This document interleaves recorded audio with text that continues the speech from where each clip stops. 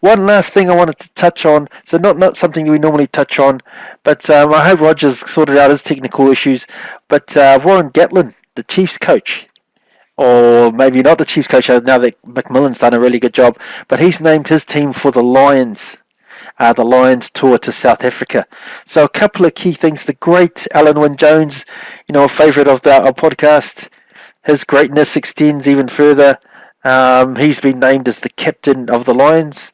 But there's a couple of key guys who got left out. So I'm just having a look now. Jonathan Sexton, the Irish first five. He was World Player of the Year only 2 years ago. And he was the top point scorer in the Six Nations. And he didn't make it. Billy Volnipola is another guy in England, number 8, who, he's been around for a long period. I think he's bloody awesome.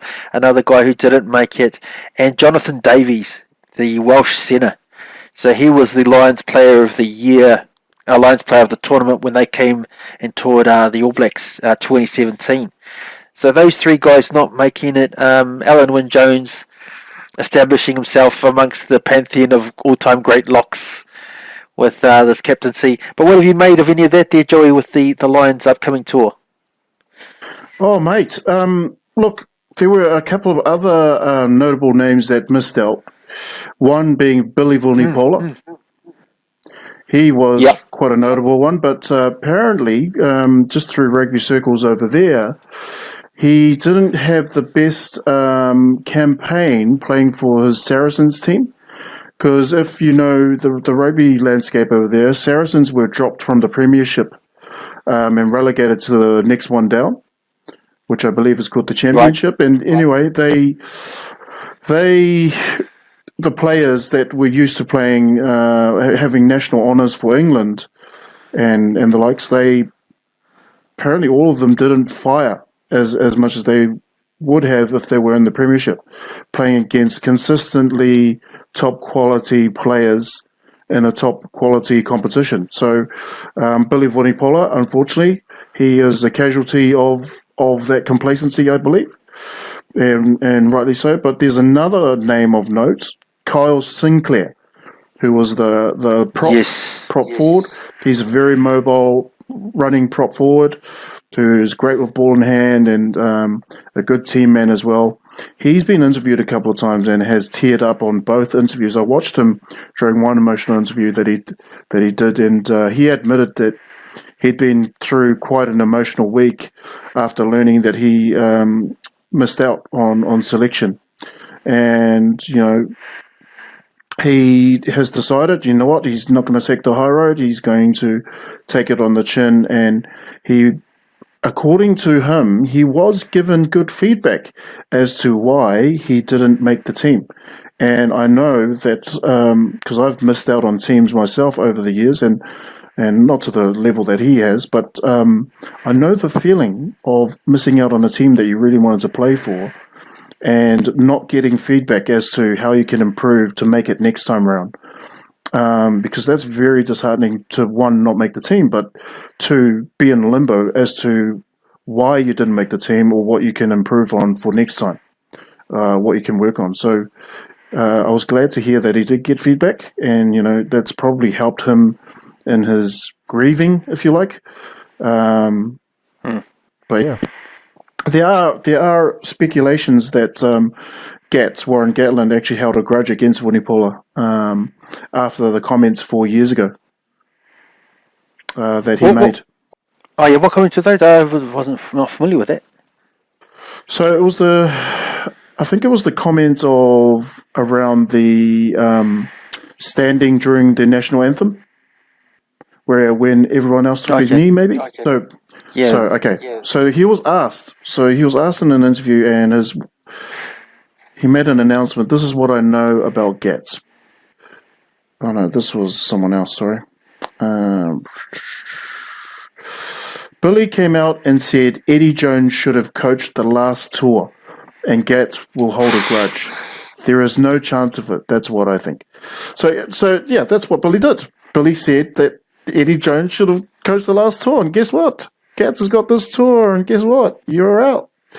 You get to have your get to have your time with Eddie Jones, and we need to be wary that everything we say online or in public and media, it stays there forever. Somebody's going to record it. Somebody's going to hold on to it. There's going to be a way to find it. And unfortunately for Billy, he probably regrets it now. That was probably the final nail in the coffin for his non-selection. As right as he may have been at the time, which, he probably wasn't far from the truth. He's got to suffer the consequences of his action. There's a reaction to every action, and unfortunately, the reaction this time is by Gats, by not selecting him. Yeah. It's going to be interesting, this because the South Africa they haven't played since the World Cup, I don't think. So you got to give the Lions a decent shout here. It's going to be a really awesome series. I'm really happy for Alan Wynne-Jones. I think, we talked about this on a previous podcast, how highly I rate him. I think he's one of the top 3 or 4 greatest locks who have ever lived. I don't know, people laughed at that. But I stand by that. He's the most kept locked of all time. I know someone, Will Greenwood said that Alan Wynne-Jones is the best player to come out of the Northern Hemisphere this century. And someone else said that he's the greatest Welsh player who's ever lived. I can't remember who that was. But he's been getting praise after praise after praise. And, he deserves to be the captain. And this just confirms to me his greatness as one of the top. I might even put him in the top 3 greatest locks who have ever lived. The great Alan Wynne-Jones. So I know I'm sort of on my own on that one, but no one else in the podcast agrees with me. But mate, he is bloody amazing, and he was he's 2-time nominee for World Player of the Year, and he was named lock in the team of the decade. So you can keep going on and on about all the plaudits and everything that goes his way, and I do just to prove my point. Anything you want to say about great Alan Wynne-Jones? Just one other thing I wanted to say. There's a young wing that they got there from Wales. What's his name? Lewis Rees-Zammit. So I think he's a 19-year-old who's been playing wing for Wales, and he looks really amazing. So that could be a guy to watch out for, just for some of our listeners out there who aren't familiar with some of the Northern Hemisphere rugby. So just something someone. Joe, mate, you got anything you want to say on Alan Wynne-Jones or anything else in the Lions before we... Sorry, Alan Wynne who? Want to talk how the great Alan Wynne-Jones. I know you guys mocked him last time we talked about him, but you got to put him in the top. How high? Top? You got to put him at least top 5, top 10. Did he play for England? the great Welshman, Alan Wynne-Jones. No, I'm just playing, mate. I think it's a tough one. It's a tough one to agree to because, we've been spoiled here on this side of the globe with, some absolutely talented specimens and locks over the decades. And it's hard for me to, because I haven't seen enough of Alan Wynne-Jones, even though I lived there for a period of time on that side of the world. And watched a fair bit of him, but not once during any time I've watched him have I ever thought to myself, oh, mate, that guy is a great lock. I already think of at least 10 names before him, unfortunately for you, Stacey, unfortunately for you.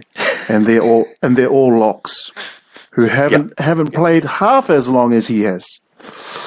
So, I guess it comes down to personal preference. Let's put it down to that. Personal preference. Yeah. But yeah. I think Gats, I will say...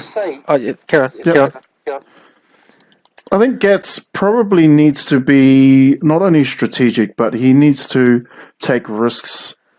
I mean, he's already chosen his team, and I can sort of see...